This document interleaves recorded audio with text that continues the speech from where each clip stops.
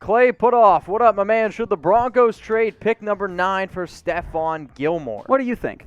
It's a lot for Gilmore, but I think that he is still coming off a down year. He's still a top 3 cornerback in the National Football League. He's great. If I'm Denver, the other reason why I team. say no, though, is because for me, if you're going to trade for Gilmore, you need to be in win-now mode. Close your ears, Sam. They're not in win-now mode. I agree, and it fills a need at corner. I mean, the contract-wise, you cut A.J. Boye and you're cutting even there. Sure. But Gilmore's on the wrong side of 30, coming off a down year, and coming off of a quad injury that I'm pretty sure was at least torn or partially torn. That's a lot of potential red flags right there of like, oh, no, that's a lot going on. I would not trade pick number 9 for Gilmore. And I wonder if Gilmore is actually more likely to be cut than traded because he wants to get paid soon. Patriots might be rebuilding. And if the Patriots shop Gilmore, are teams going to be worried that he's actually hurt? And that could drive down interest as well. This one's coming in from Magma Penguin. Drew Lock and Jawaun James for Jalen Hurts. I don't know. No, I'm not letting you finish. No. This is bad. I don't understand the name. I love you guys. You guys are the best people out there, the very best of people. Drew Lock and a right tackle for a worse quarterback? I'm out. Like this. No. Why would Denver do that? No, I'm out. Let's go to Chris Freeman. Should the Broncos draft one of the top 2 corners in round 1? So first off, who are the top 2 corners? I assume he means Caleb Farley out of Virginia Tech and Patrick Surtain out of Alabama. Maybe J.C. Horn is in there too, but I'm pretty sure it's the VT and the Bama product. I think that makes a lot of sense for Denver. Okay. I'm probably going to go defense in almost all of my mock drafts for them. I doubt they go with the quarterback. Yep. The offensive line's in pretty decent shape. They spent a lot on receivers last year and the year before that in terms of draft capital. So I'm going defense. There's no safeties worth taking. Edge rushers aren't that great. In theory, they keep Von Miller. So at that point, I'm making a move, and I am going to look for a cornerback or a linebacker. Now, Patrick Surtain, I think, isn't the same caliber of athlete in terms of Caleb Farley. Like, Farley's a top-flight athlete with fantastic ball skills. Surtain is a little bit of a more technical prospect. They're both in play at number 9, so I would not have any issues with this pick. And I think Micah Parsons is a good fit in Denver, but I don't want to spend a top 10 pick on an off-ball linebacker in almost all cases. So pick a cornerback prospect. Who's the top one in this year's draft? I'm going to agree with Tom. Caleb Farley or Patrick Surtain? Farley's my dude. I know Caleb's not only been your dude this year, he was even your dude last year as well. So type CF for Farley, type PS for Patrick Surtain. If you think it's somebody else, hey, throw their name down in the comments as well. Okay, no name at all. Appreciate the question. Any chance the Broncos trade up or draft a quarterback at number 9? There's always a chance. I mean, you just never know what ends up happening. Am I a person that thinks that they should stick with Drew Lock? Yes, I do. Do I think Drew Lock's the answer? No, I necessarily don't. However, Denver's in a really difficult spot because if you want to trade up, you honestly might have to go to pick number 3, which is a lot of draft picks you're going to have to give up because obviously the Jags are going to go with Trevor Lawrence. Number 2 pick, the Jets. I think a team could either trade up for another QB or you could see the Jets take Zach Wilson. And then you got teams like Carolina that I think ends up taking a quarterback. I don't think the Lions do, and I know the Cowboys won't either.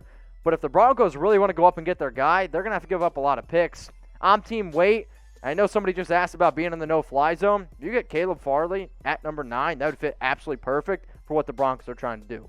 We got a deal right now, and I'm just trying to keep it 100 with y'all. Go get your loved one something special for Valentine's Day. It's right around the corner. Gift giving, it's not easy. Shopping, maybe you don't have the time.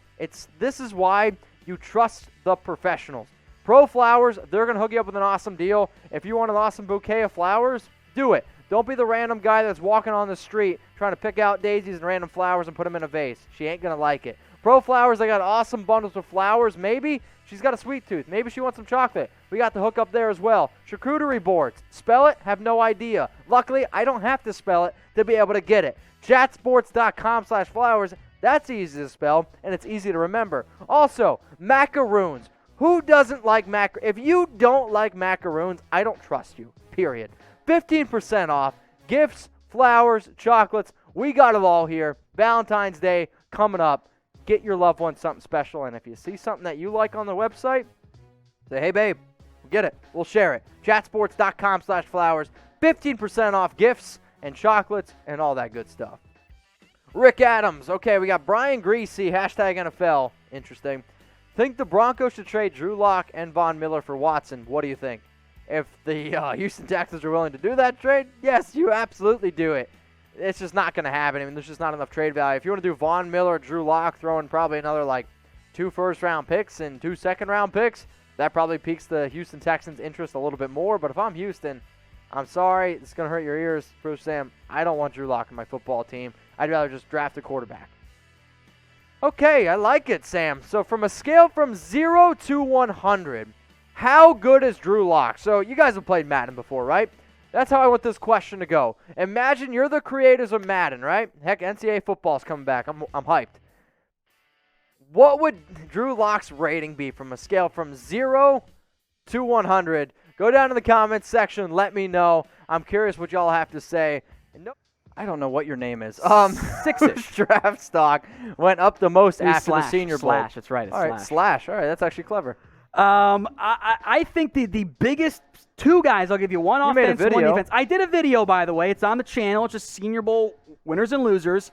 I think defensively, Richie Grant out of Central Florida might have been, at least was one of the best defensive players down there at the Senior Bowl this week. And then Quinn Miners, who only got invited to the Senior Bowl because Landon Dickerson got hurt late in the season for Alabama. He was one of the last players to get in, was viewed as he didn't play football this year because D3 guy out of Wisconsin, Whitewater, didn't play football this year, was viewed as a late day 3 pick, shows up and was dominant, and might go top 75 now. He was by far the biggest winner.